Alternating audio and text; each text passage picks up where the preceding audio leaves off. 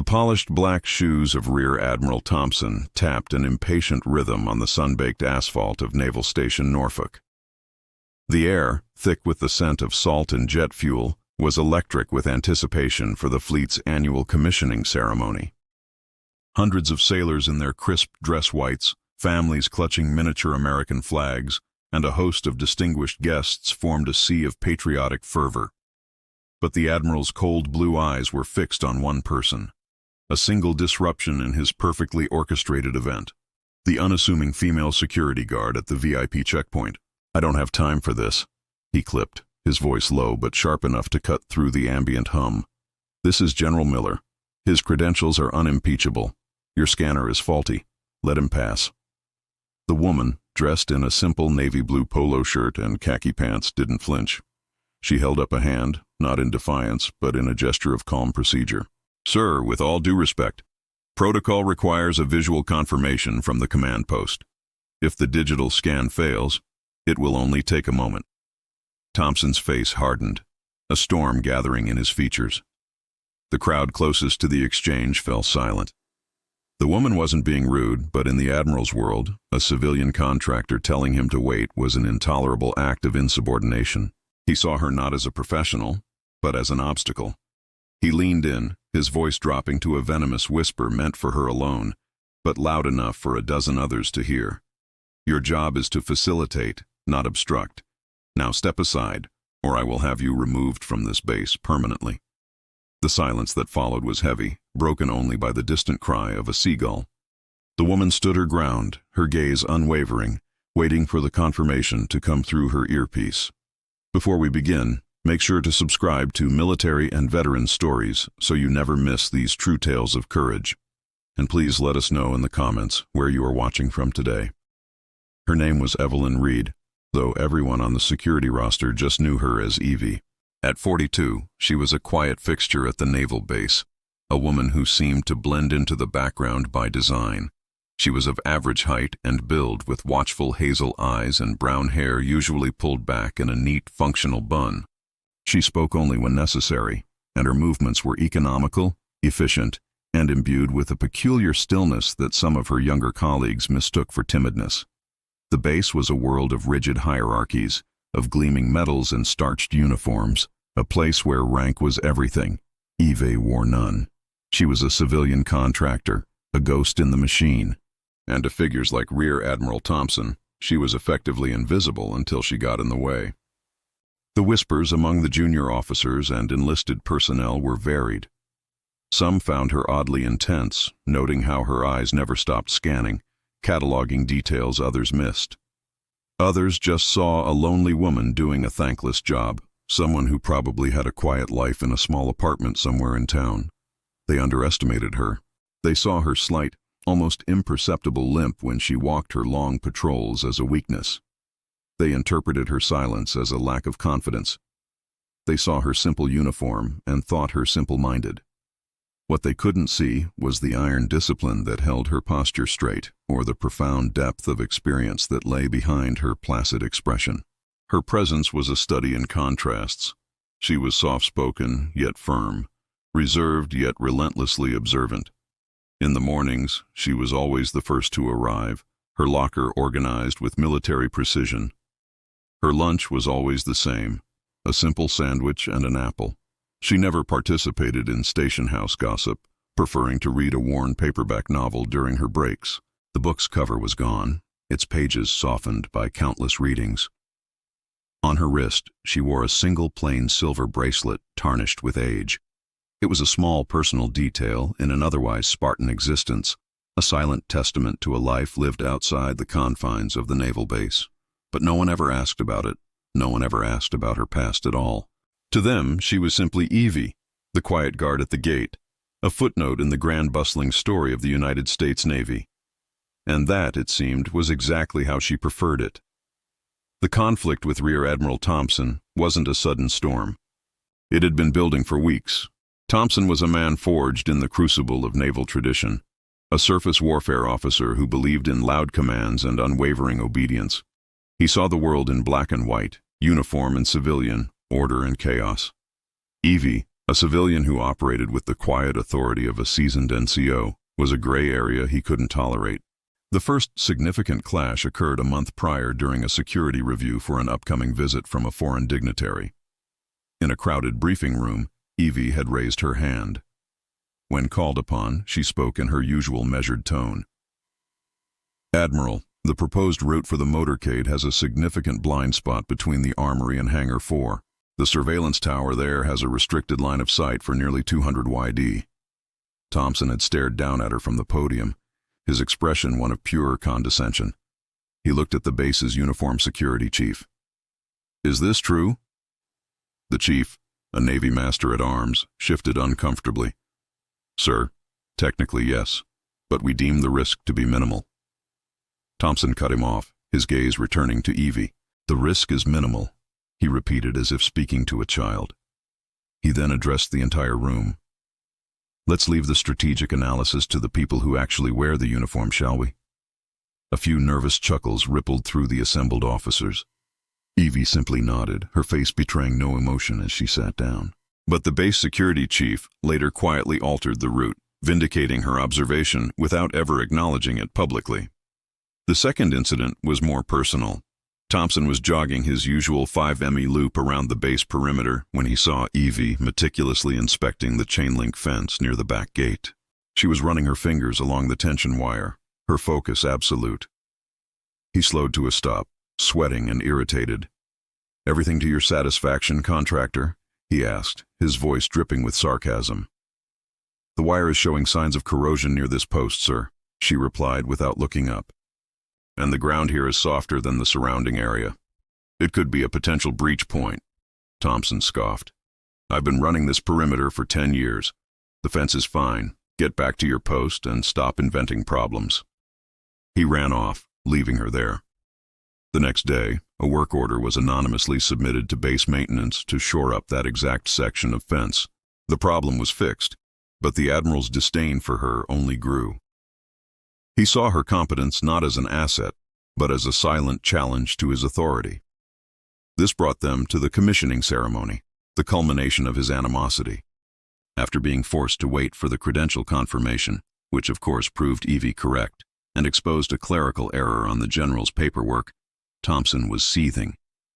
He saw her not just as an irritant, but as a source of public embarrassment. He was determined to put her in her place. As the ceremony was about to get underway, a group of distinguished guests arrived late.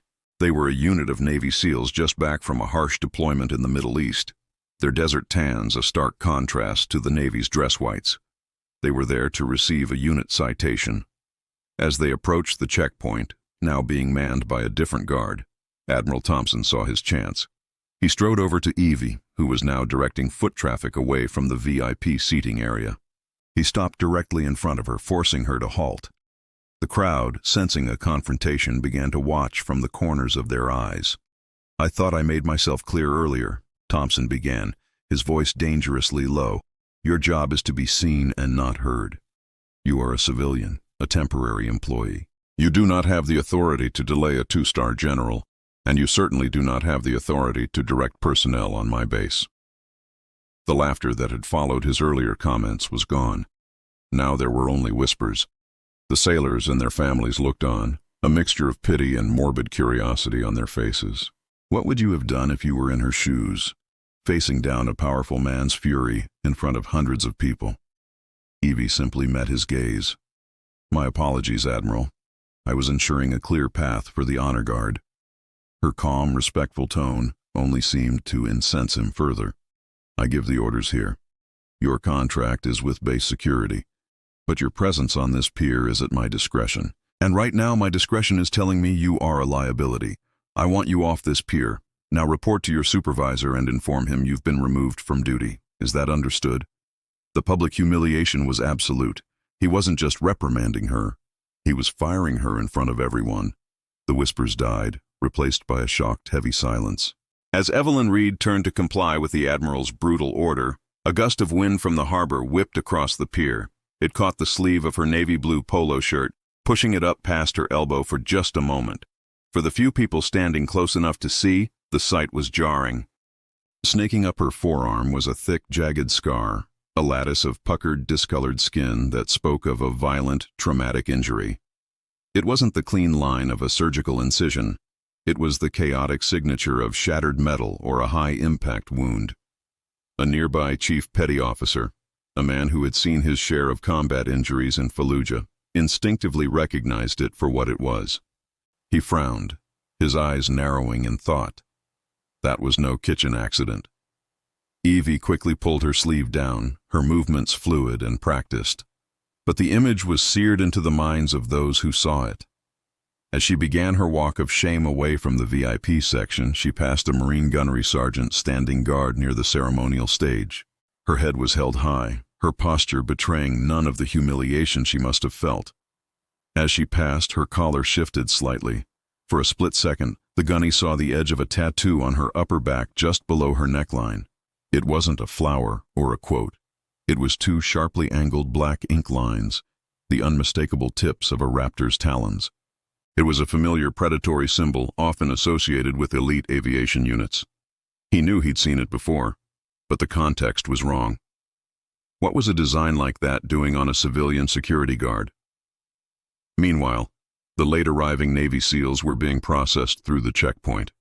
Their leader, a tall lieutenant commander with the quiet, lethal grace of a lifelong warrior, watched Evie walk away. He saw the Admiral's smug expression and the pitying looks from the crowd, but he was focused on the woman herself. He watched the way she walked, the disciplined economy of her movements, the straightness of her back. Even with the slight limp, she moved with a purpose that was deeply familiar to him. He squinted, a flash of recognition sparking in his mind. He leaned over to his Master Chief, a grizzled veteran with a chest full of medals. "Chief," he murmured, his voice barely a whisper. "Take a look at that woman. The one the Admiral is chasing off." The Master Chief's eyes followed his gaze. "The security guard?" "Yeah, tough break." "No," the commander said, his voice tense with dawning realization. "Look at her. Really look. Have you ever seen her before?" The Master Chief studied her for a moment longer and shook his head. The commander's eyes remained locked on Evie's retreating form. He whispered a single word, a name, not Evelyn, but a call sign, a designation spoken with a mixture of awe and disbelief. Wraith. Just as Evelyn was about to pass the last row of spectators and disappear from view, a sudden piercing screech of tortured metal ripped through the air. A heavy-duty lighting rig positioned precariously on a mobile lift near the main stage had suffered a critical hydraulic failure. With a sickening lurch, the entire structure began to topple, its multi-ton weight arcing directly towards a section of bleachers filled with sailors, families, and children. Panic erupted. A collective scream went up from the crowd as people scrambled to get away. Uniformed personnel, including Admiral Thompson, froze for a critical second, their minds struggling to process the unfolding disaster.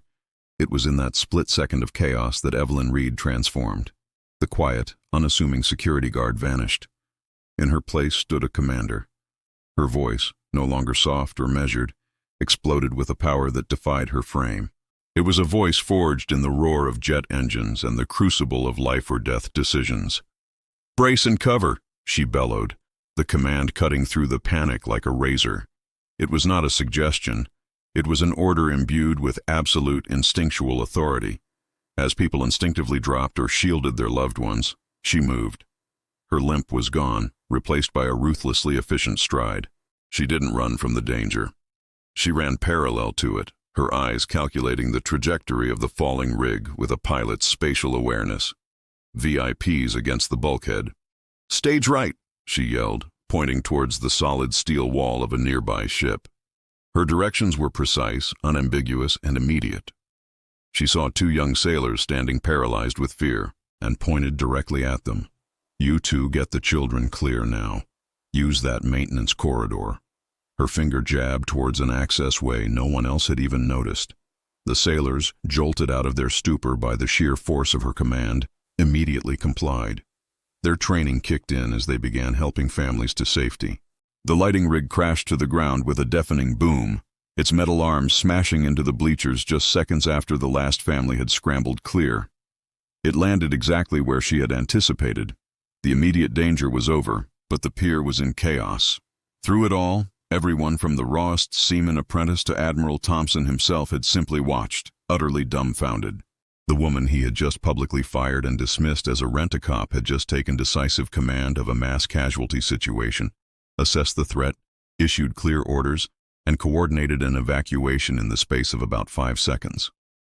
She had moved with a level of tactical competence and chilling composure that most career officers spend a lifetime trying to achieve. The SEAL team, which had been moving to assist, stopped and watched her work. They didn't see a civilian contractor. They saw a fellow operator, a professional, moving with an expert's deadly grace. The lieutenant commander's suspicion hardened into certainty. He knew exactly who he was looking at. The legend was real. As the dust settled and the initial shock wore off, a stunned silence fell over the pier. Base personnel and first responders began to move in, but the immediate crisis had been averted, thanks entirely to the swift actions of one woman. Admiral Thompson stood frozen, his face a mask of disbelief and confusion. He looked at the mangled heap of metal, at the now safe families, and then at Evelyn Reed, who was calmly checking on a small child who had fallen during the scramble. The SEAL lieutenant commander didn't wait for an invitation. He strode purposefully through the stunned crowd, his path unwavering. He walked past junior officers, past decorated captains, and directly past the still-frozen Admiral Thompson. He stopped about 3 FT in front of Evie, his entire team falling into formation behind him. He didn't speak. He just looked at her, his gaze sweeping over her with a profound professional respect. He noted the scar on her arm, now clearly visible, and the intense focus in her eyes.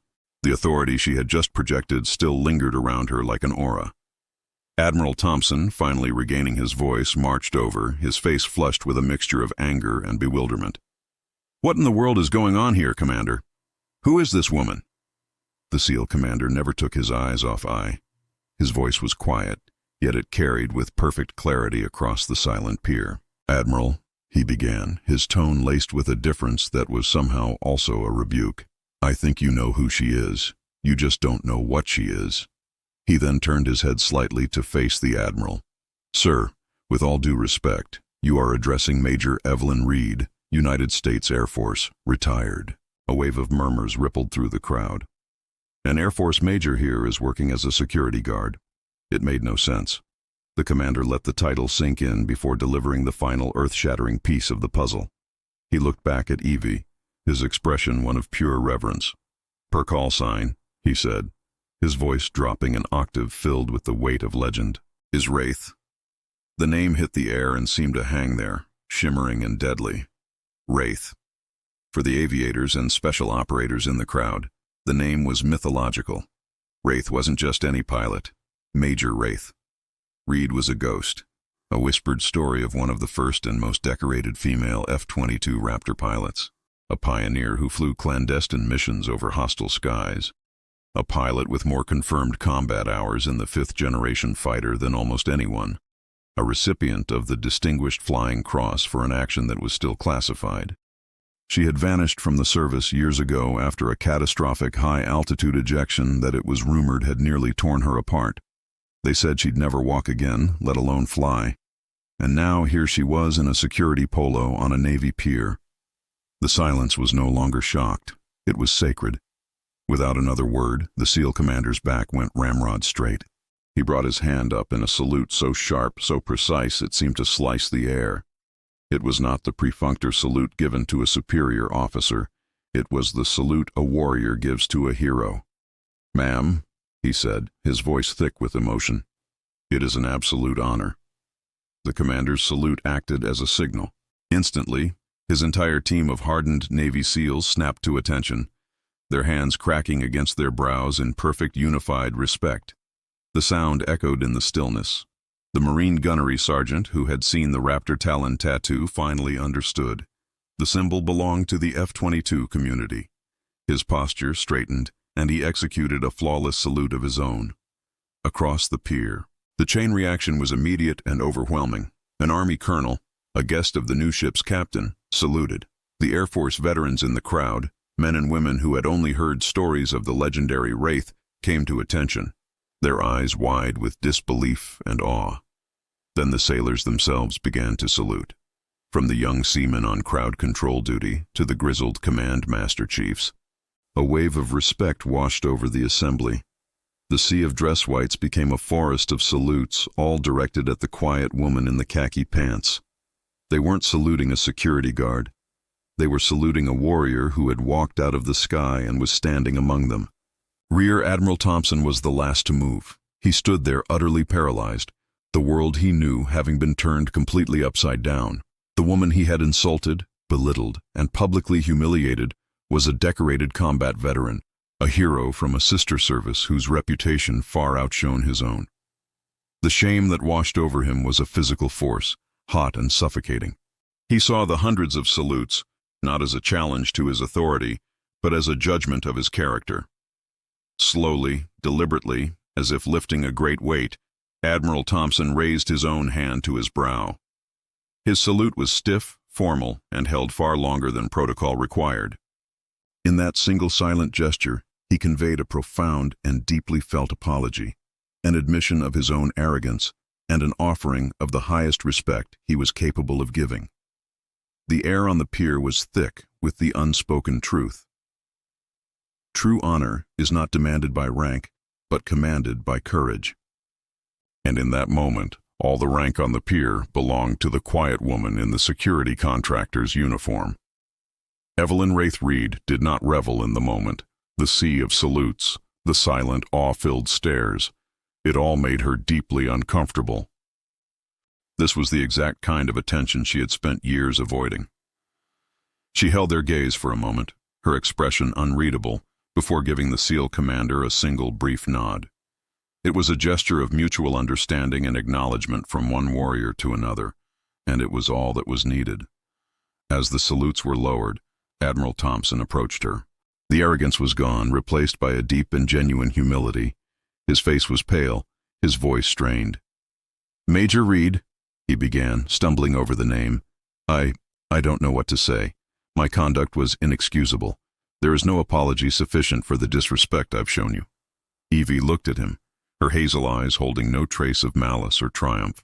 She saw not an admiral, but a man humbled by his own mistake. "We all have a job to do, Admiral," she said, her voice returning to its normal, quiet cadence. "Today mine was this checkpoint. That's all that matters. Please see to your guests."